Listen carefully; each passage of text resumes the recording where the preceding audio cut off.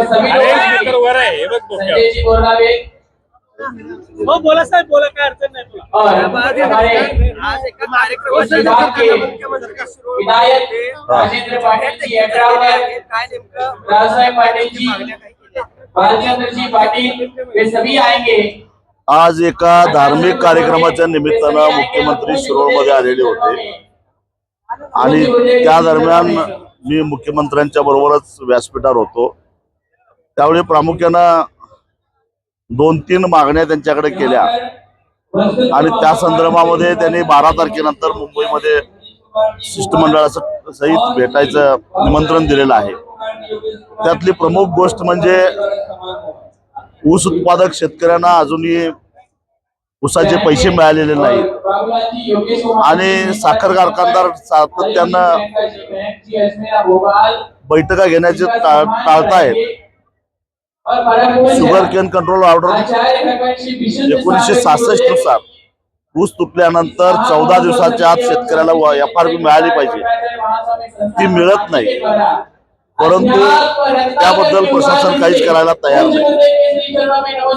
दुसरा मुद्दा, ऊस तोडणाऱ्या मजुराकडून त्याचबरोबर ऊस तोडणाऱ्या मशीन मालकाकडून ऊस उत्पादकांचं मोठ्या प्रमाणामध्ये शोषण व्हायला लागलेलं, लूट व्हायला लागलेल्या, खुशालीच्या नावाखाली अक्षरशः खंडण्या गोळा करायचा उद्योग चालू आहे।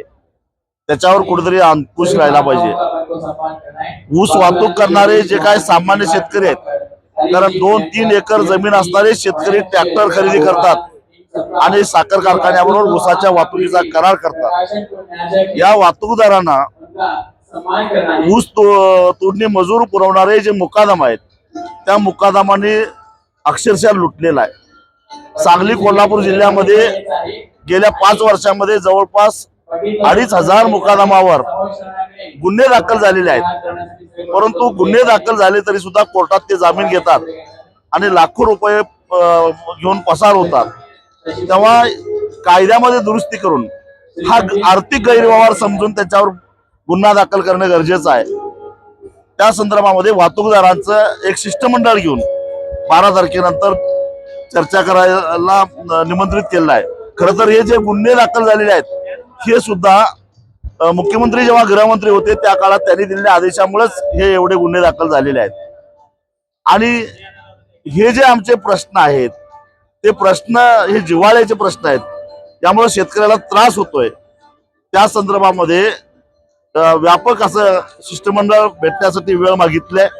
सगळ्यात महत्वाची गोष्ट म्हणजे निवडणुकीच्या प्रचाराच्या दरम्यान जाहीरनाम्याद्वारे त्यांनी संपूर्ण कर्जमाफीचं आश्वासन महाराष्ट्रातल्या शेतकऱ्यांना दिलेलं होतं। त्यांना जनमत मिळालेलं आहे, बहुमत मिळालेलं आहे, सरकार आलेलं आहे। त्यांनी तो शब्द पाळावा आणि येत्या अर्थसंकल्पामध्ये या सातबारा कोरा करण्यासाठी जी काय आवश्यक रक्कम आहे त्याची तरतूद करावी, ही मागणी आज केलेली आहे। 12 तारखेनंतर त्यांनी मुंबईमध्ये यायला त्यांनी बोलवलेलं आहे। वारंवार उल्लेख करताय जे मुकादम ऊसतोड मुकादम आहे त्याचं वाल्मिक कराड